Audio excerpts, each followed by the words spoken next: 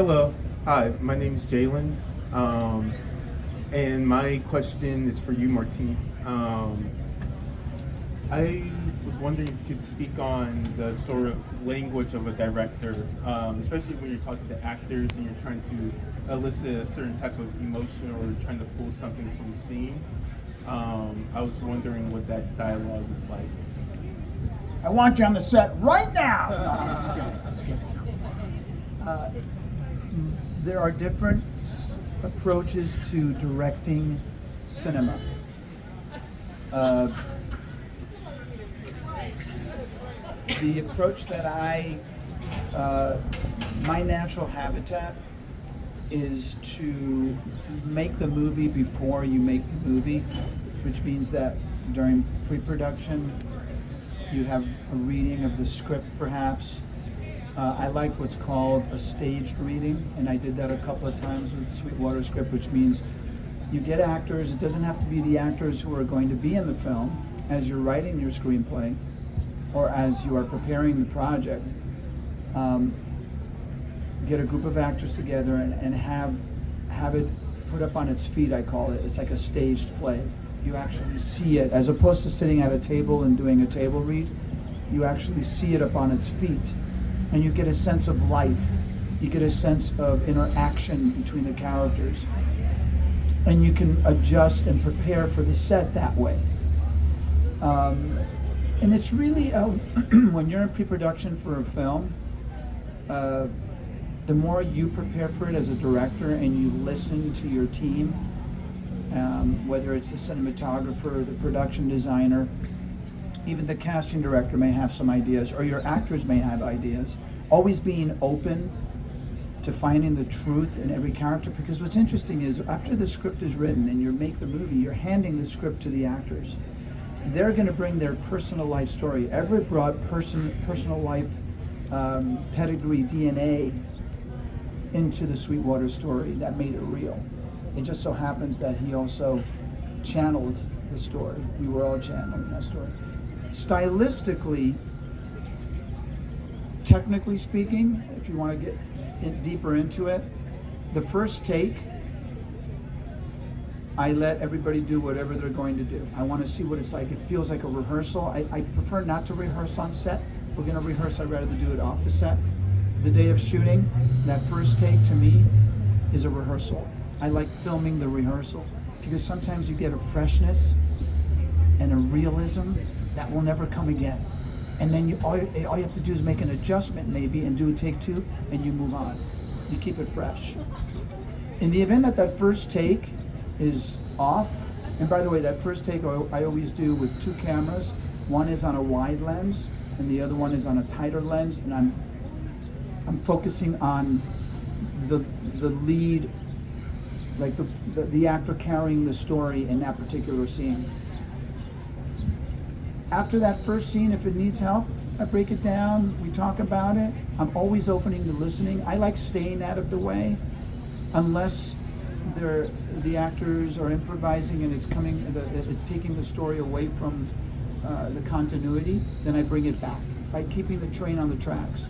But I love doing a third. Like once I know that I got the take that I needed, I always give everybody one more take, and I say, you know what?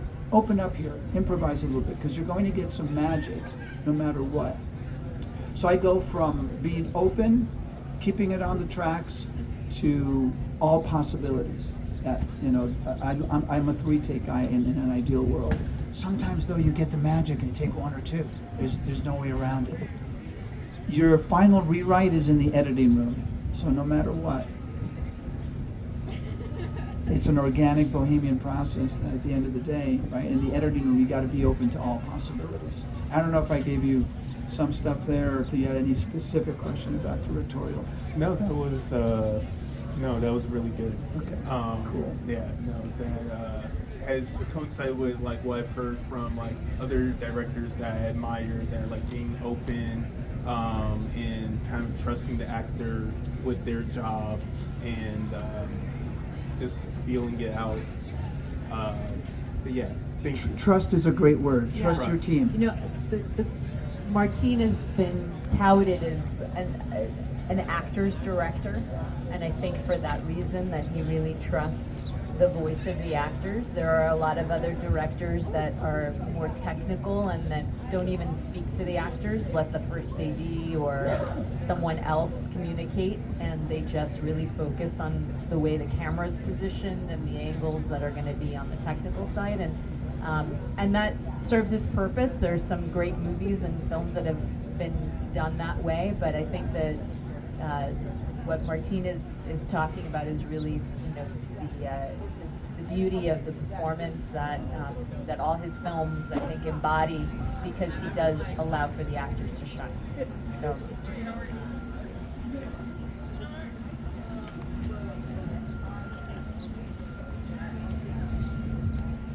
Hello. Hi. This is Ashley. I have a question for the producer, if that's okay. What's your name again? My name is Dahlia. Dahlia, okay. My question is, working on these independent films, like, how do you find that balance between keeping on track with the budget, all these technical issues, while also allowing room for creativity and, all the creative part of the department? Great question. So the responsibility of a producer, I think, is always to keep the creative vision intact. So I was listening to a podcast the other day, and they were talking about quote unquote career producers, because there's a lot of people nowadays that get producer credits for all different reasons.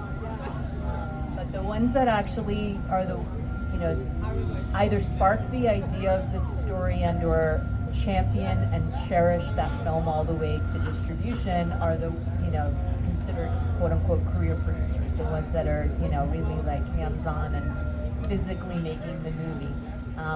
And I think once you hire a director and once you are giving them the creative sandbox to play in, you do have to still create parameters within that, right? Because you have a fiscal responsibility. You have to be aware of the bottom line, what every day is going to cost. And, you may be able to creatively shift money around in the budget to allow for that creativity to flourish, because at the end of the day, the director may say, this tent absolutely, at one point, it needs to open up because we need to see the sky. And they're right. But how are we going to pull it off?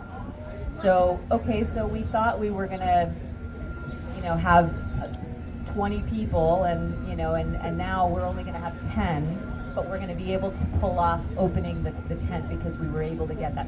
So it's a balance. It's a balance, exactly. So making the hard decisions when you need to about things that may be able to go by the wayside, but at the same time always looking for the creative, what's going to tell the best story at the end of the day. So by the way, it's not easy, and sorry to interrupt, it's not easy, and you have to be open to there's a creativity in numbers, and again, trusting your team, knowing that, let me see if there's another way to do this and still not impact the creative integrity. And it's day to day. Sometimes it's hour to hour. It is it's a wild art form in that regard. But you learn along the way at one point or another how to stay 1 or 2 days ahead of it.